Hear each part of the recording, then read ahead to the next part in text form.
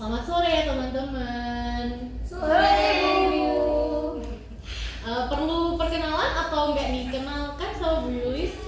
Iya, Iya.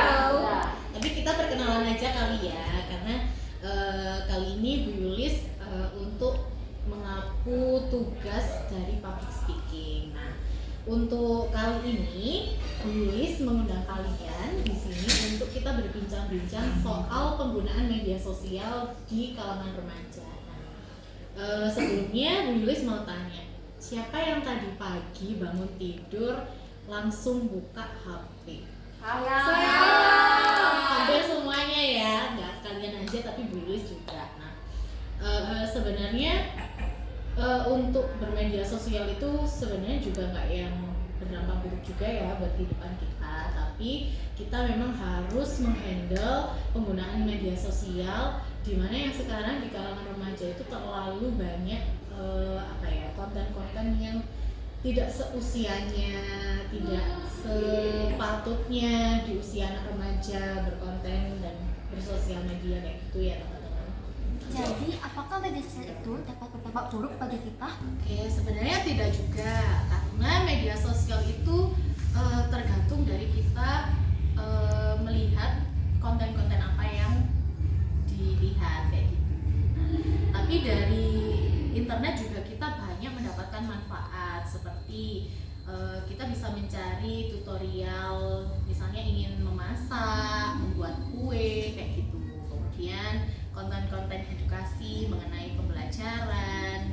Berarti media sosial membantu kita untuk berkembang juga ya, Bu? Oke, tentu saja.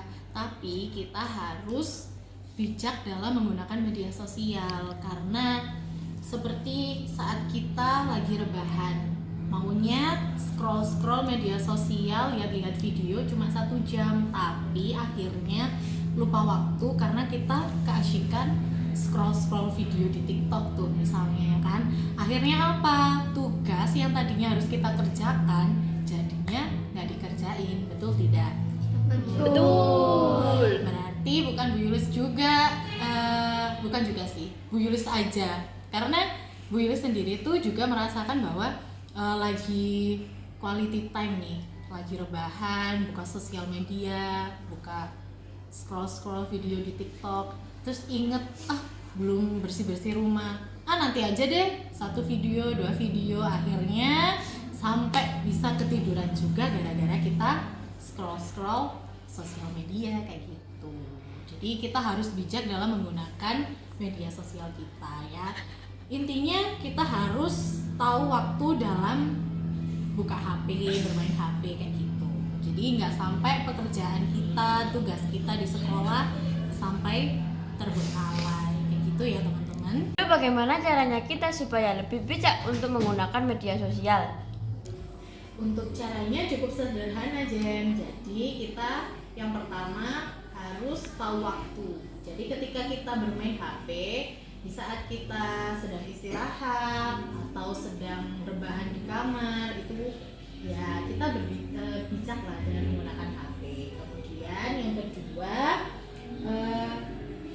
ikuti akun-akun yang bisa menambah informasi pengetahuan kalian. Jadi kayak biasanya kan ada ya akun-akun vlog yang soal makanan, kemudian misalnya traveling, terus edukasi kayak gitu. Nah, yang ketiga, kita juga harus tahu informasi itu benar tidaknya. Karena kan sekarang itu banyak ya informasi-informasi yang tidak baik atau biasanya disebut hoax juga, karena itu belum tentu benar. Jadi kita harus tahu kebenarannya dulu sebelum kita share ke orang yang kita kenal, misalnya ke teman, ke keluarga, ke saudara, ke sahabat, ke pacar mungkin kayak gitu.